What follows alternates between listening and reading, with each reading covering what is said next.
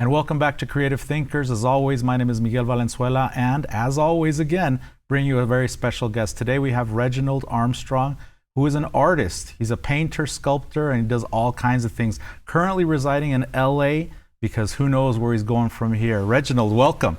Thank you, Miguel. Yeah, I appreciate you having me. Absolutely. It's our pleasure to have you. Why? Because you're a very interesting individual, one, but two, because I've known you for a long time. And that, I think, helps me understand the dynamic of who you are as an individual. So first time I met you was at UTEP, and you were a student of mine in my drawing class. But since then, you've actually accomplished a lot of things. And that's what I want to start off with. What are you doing right now in LA?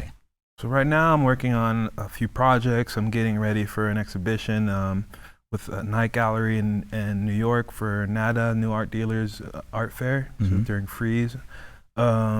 You know, just working in the studio, constantly building work and networking, but also just building relationships a lot right now, you know, and I think that's the most important part of what I do and how I can insert myself into a community. And you got to learn from the other people that are already doing it, the people that are, you know, writing the books, writing the things that the rules in the game and the key holders. So right now I'm currently doing a mixture of things like that, and just trying to stay proactive, you know, and stay with some sense of importance to people and keep the ball rolling, as I say, you know. I think it's how you have to keep going and not just sit back. So making sure the ball is constantly rolling in some way or another. Absolutely. And that ball actually started rolling not just in El Paso, because you're kind of a world traveler. So give us a little kind of input on who you were when you were young, how you started,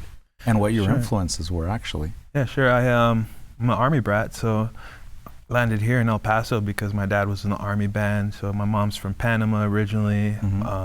Dad's West Indian, Caribbean, but he met my mom in Panama when he was stationed there, Panama the first time. From there, they moved to Germany, was stationed there. The middle brother was born, and then I was born. And then 2 years later, we moved back to Panama. From there, we came to the States, and, you know, I was about 4 or 5 at that time. When we first came to El Paso, you know, parents split up, so we ended up going a handful of different places at that time. My mom remarried, and we went to Louisiana, went to different parts of Central Texas, and it was a constant moving thing, you know, and it's something that I feel is still very important, you know, to really look back on these moments, and because they're those things where you're like, I can never keep the same group of friends, right? Right. By high school, I was old enough by law, to make the decision to decide which parent I wanted to be with, and my dad stayed in El Paso the whole time, and I made the move to El Paso at 15 and finished high school here, finished college here, and, you know, that's led me to from there decide to leave El Paso right after college to go and pursue my career in California. And as far as college is concerned and education, how important is education for you, and what did it actually give you? It's important in so many ways, you know. The professors like yourself that I connected with, and people that can see my trajectory, see where I was at a certain point, and follow along with it, learning from my peers, seeing how other people paint, seeing color usage, finding paint and just different theory within art in itself from other artists too that are around you, you know. Maybe somebody else had seen it different, and you're like, I like the way he sees it, you know, and I like the way that guy paints, and I like the way she does that. And finding what works for you is usually is not only internal, it's around what's around you. And I think I've told you before that I started here at community college actually, and took some courses here. And my very first art class was at community, at college level, you know, that's what I meant. But yeah, I've taken art classes in high school, but I decided to start taking college courses in art here. And after painting one, I pursued my degree further at UTEP, where I finished my degree, and, you know, I made a lot of good friends, and within that time I got to gauge myself and work habits and my abilities to do other things like besides just painting, not just like, all right, I'm doing good in class, I'm getting A's, you know, I'm turning in work and making good work. It was really a good understanding that, okay, I'm exceeding the work that others are doing. Right. I'm working longer hours, I'm putting more work in, I'm delegating other tasks outside of going to school and keeping a day job and taking in commissions, learning how to paint portraits for people and learning how to sell my art. So within the university, I thought it was a good way, again, just to learn a lot of those other things where it's like, I'm not teaching you how to sell art in school, but it's still important in the sense that there's a balance between the both of them and learning the other things that it's good for. And studio practices at the university was something that taught me a lot, and it gave me the ability to understand that I'm a painter. I can draw, I can sculpt, I'm good at graphic design, you know, and those elements still play a part in me right now. If I don't just typically do like logos or graphic design for anybody, but I know that from the schooling that I had and some of the training, that those tools still help me, and I try to be decisive on if I take those roles on and occasionally do designs for people and because I had the training going to school, I think it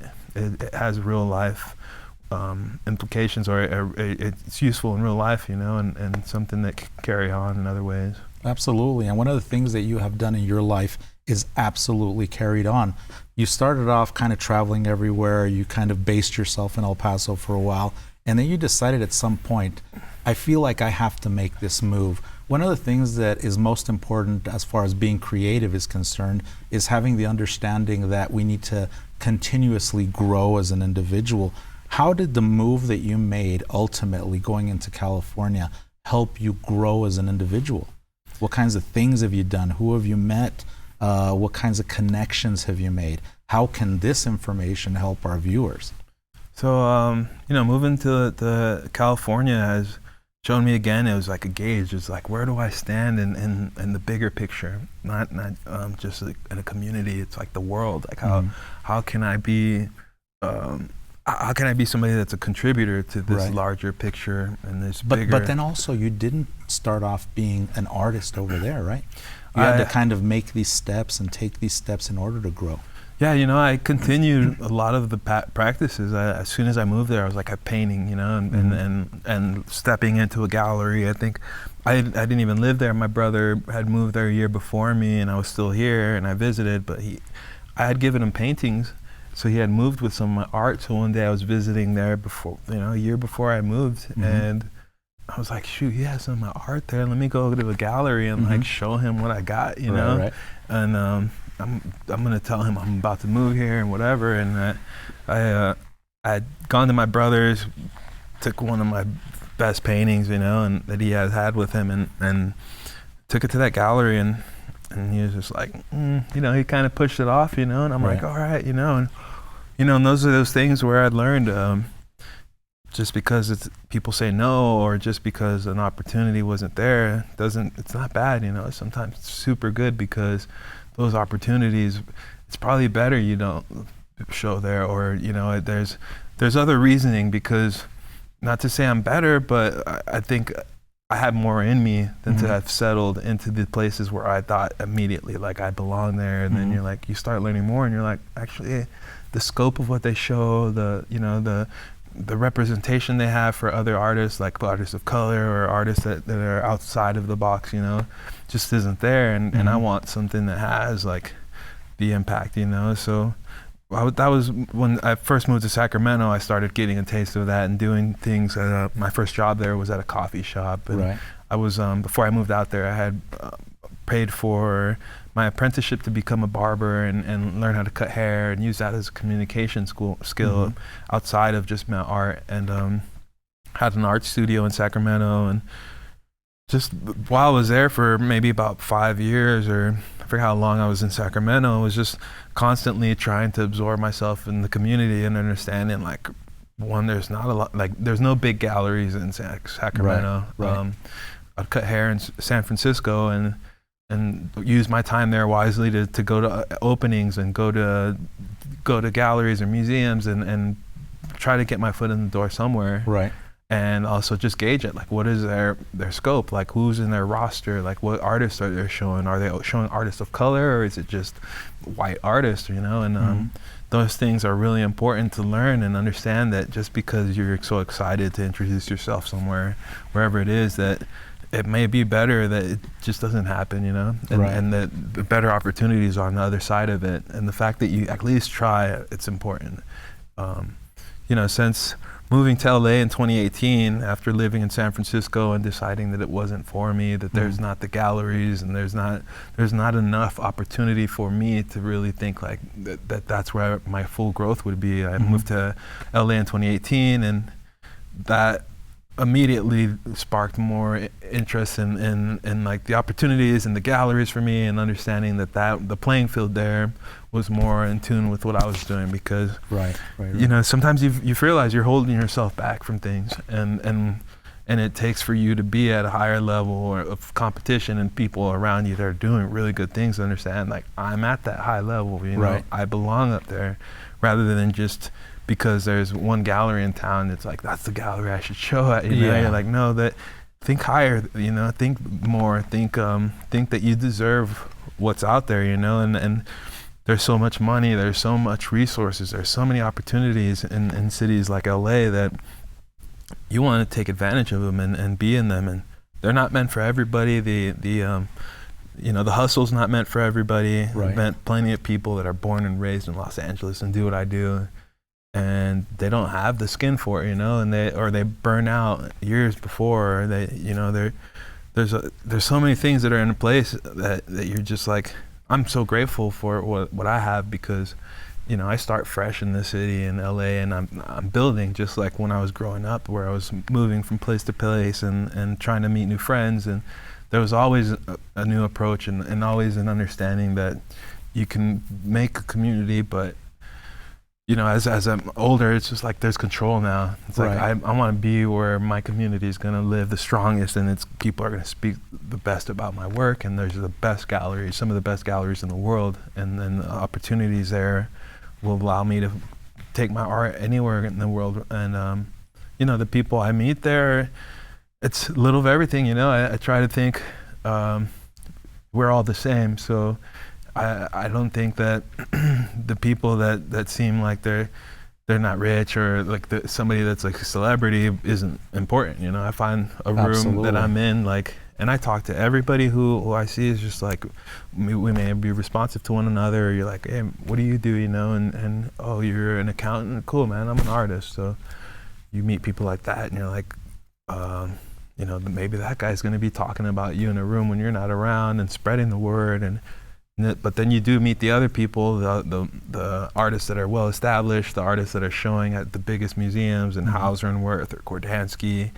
Those artists, you know, you really get to meet a lot more of them in those type of cities, right? So, And then you get to bounce ideas off of each other. I think that the dynamic that a city like Los Angeles has is very important for creatives, period. It is what I heard the other day in a documentary, that it is the one city in the world that has the most or the biggest collection of creative people on earth.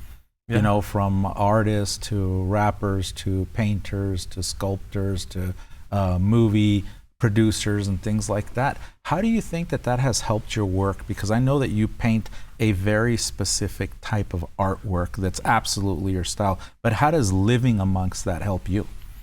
It allows me to grow, and again, seeing what others are doing, feeling the energy. You know, I've done things from renting some of my art out to a Hulu production for my art as the backdrop of a Hulu special. It's called Sorry for Your Attention, which you can see on Hulu right now, and it's been on there for a few years now, and they've like 3 seasons or 4 seasons that they've done. Made paintings for a movie. You know, I meet artists, meet actors who collect some of my work, or have musicians over that are at the highest level musicians come to my studio. You know, I've got some, like, the, you know, musician that does musical production for Beyonce, or no, for Jay-Z and Rihanna and The Weeknd, you know, and he's come to my studio once in the past, and those things push you, you know, and they inspire you because you see how others take it, and hearing that it does something for them, right? That's where you want to be, you know. And I think for me, what's really important is to be someone like your favorite artist's favorite artist, right? And in a city like that, it's not just defined by like my favorite painter. It's like my favorite actors, you know, my favorite musicians, you know, and all these other people that take part in this whole creative realm that you know, we all think alike. You know, you look at these interviews of something like actors on YouTube. I watch those sometimes, and these actors and these directors think exactly like me. You know, and like they're really thinking from the bottom of the core, and like they come up with their ideas and develop them in ways like a scientist. You know, and you build on them, but then they know, and we all know that you have to put in the time to get to those points. So being in a city like that you see these people, and again, like I was saying, I used to cut hair, and I'm no longer cutting hair now. I'm just a full-time artist, but you have people in your chair that like doing all kinds of amazing things, and that always pushed me. And whether, I mean, San Francisco or Los Angeles, I met some incredible people, CEOs, and when I first moved to LA, I had people in my barber chair that were like, there were the people setting up the Grammys, you know, like the guy, like the main guy that sets up the Grammys was there. And one of the weirdest guys that sat in my chair was the director of the morgue, the LA County morgue, you know, and I'm like, that's so weird, really? You know, and it's like a weird thing because you can start asking questions and like sharing stories, and he's like, so you're an artist, and I'm like, so you're working around bodies, you know, and cadavers, and you know, and those things are interesting because you never know where that conversation is going to lead. No, you know, and I think they're all so important, and that's why like a city like LA, and there's constant movement, but the amount of people there and the amount of stories and things and opportunities, but then like the richness of it, you know, and the noises, and it's not meant for everybody, right? But for me, I thrive in those type of spaces, and I thrive around people, and I really appreciate having a community of people that spark more in you, and that are reciprocating. Like it's reciprocating, and it's not like you're feeding off of them, but there's a certain energy to it, right? Exactly. And I think that energy most artists put into their work. What kind of work do you actually create? Mostly paintings, I think, right? Yeah, mostly paintings. What's the narrative, the storyline, the ideas, the concepts? So over the last few years, it's been more of a figurative concept, and doing things like reverting back to images maybe my father took in my childhood or before I was even born or something, and things that stood out to me were the figures, you know, and thinking about these actions and the relationships with people. So the pandemic was actually a point where it took me to follow more through with that particular style of work and more figurative, because we were all missing people, you know, we were all missing those relationships. And for somebody like me who's living in LA and is far away from his family, and nobody's traveling, so I was like, for me it was really a thing of building these images of works that had familiarity to them, but also a sense of family, a sense of connection, and multiple figures and figures of color, so that it's representational of what should be seen in the museums and larger spaces today. And at the moment, I'm leaning more towards my surreal art, and that's the thing with me. I don't think I'm meant to be an artist that paints the same thing over and over like a stamp, you know. It's just like, that's it. I just change the color or something. It's, for me, I look up to the artists that have like Matisse or Picasso or Damien Hirst, and people that have taken risk, and throughout time they're using what's around them. They're reading what may have been done, what hasn't been done, and applying that into their practice. And for me, there's all these things that are dynamic within the way I live and where I've been. And being in LA, there's a whole different time period, you know. For me, it was as soon as I got there, I felt the energy and the wave that was picking up and drove me to make certain types of work. But then the pandemic changed that, and I rolled with it, you know. And I also had opportunities that were coming to me at that same time that were like allowed me to focus more in that direction and make certain decisions and really stick with them. That opportunity is a virtual exhibition I have with UTA, United Talent Agency's art space, and which is one Who of are they exactly? So UTA is one of the biggest talent agencies in the world, and they open up an art space. So this is new to them. So it's fairly new. Yeah, it's not like I don't think they've been around for even 10 years, but the space that they have currently in Beverly Hills was open like in 2018, you know, and like as soon as I got there, I had missed the first exhibition, and it was Ai Weiwei, and he actually had 2 concurrent shows at that time, one at Jeffrey Deitch and one at UTA. UTA, he even designed the space, you know. He did the architecture design in that space. But you know, I've been fortunate enough to make connections with the director Arthur Lewis at UTA. He's collected some of my work. He was immediately like, "We need to do something with you and get the ball rolling, have some exhibitions." And his idea was to do a virtual exhibition, which was what everybody was doing during the pandemic. All their in-person shows were shut down. So for me, it was a benefit, and it meant that we could do this immediately and get these works in front of people. And I made 9 works specifically for that exhibition, and I dove into that focus of creating images that were relevant to us, and gathering in spaces and multiple figures and people of color in these images, and really interpreting these works that spoke about it, maybe you know, not just one time period, but all inclusive, you know, and like reminds everybody, and it has a sense of nostalgia, but then it's like it's still now, you know, regardless of how long ago some of these images were taken. And I've found and acquired other images that I've applied to this, so that it's not like I'm just going into a backlog of like my father's images or images that somebody in my family may have taken. It's like, how do I speak to a broader audience about these through works? These pieces, right? Yeah, and without having such emotions attached to the people that I'm painting, right? I would rather have a sense of anonymity to the figures and people that I'm like, I don't know who they are, you know. I got this image from there and that, and it's my image, and I interpret it into my painting, but I like that storyline. And you know, my father is like, how come you don't take some more of my pictures? And I'm like, well, you gotta understand, like I'm making a conscious decision that's backed by something that is, you know, it has so much more to say to a broader audience, rather than that's my mom, this is my family, you know, and attaching it always to something that's so personal, rather than like, these are people, man, you know, and they're people of color moving through spaces. They're people that gathered and shared spaces, and so that, you know, UTA has helped that, and kind of allowed me to express those bodies of work, and then keep developing them and having those in my studio. And currently working with Night Gallery, who's in Los Angeles. They do some studio visits with me. You know, they're you know, one of the best galleries in LA, and so they're sending some of my works to New York for New Art Dealers Art Fair, and in a week or so on May 12th.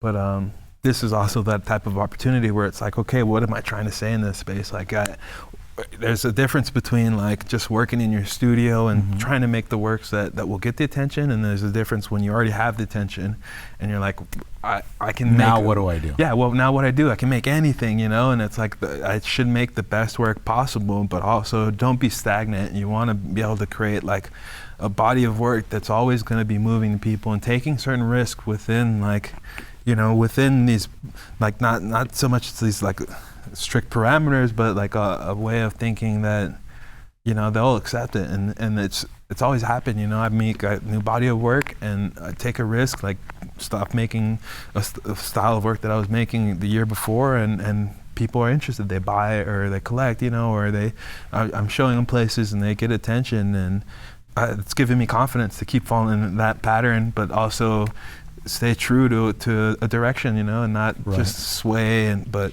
it's like a smart, conscious decisions that are backed by actionable moments of people that are collectors, or people that are actually like they really know the market and they know art, and they're like, this is smart, you know. Like that's the intellect that's backing these decisions. Yeah, one of the things that I think is most beautiful about your works is the use of color and the creative process that you go through just to kind of get the piece out there and made.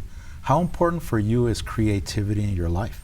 And we run out of time very quickly, so how quickly can you tell us something about creativity? Yeah, I use colors that most artists probably wouldn't paint figures with, right? And like there's brightness and there's these reflections that like certain lights may be hitting us right now and creating these hues and these highlights that people don't pay too much attention to. But for me, it's like I like looking at your face and being like, damn, like I could see like some gray tones that are reflections of this vase on the table that come back onto your skin. Which is something that you probably have a better understanding of what color is and how it works. So then you can see that stuff, but most people don't. So the creative process for you is, I believe, the most important thing. Why is it most important? Creative process. Why is it so much?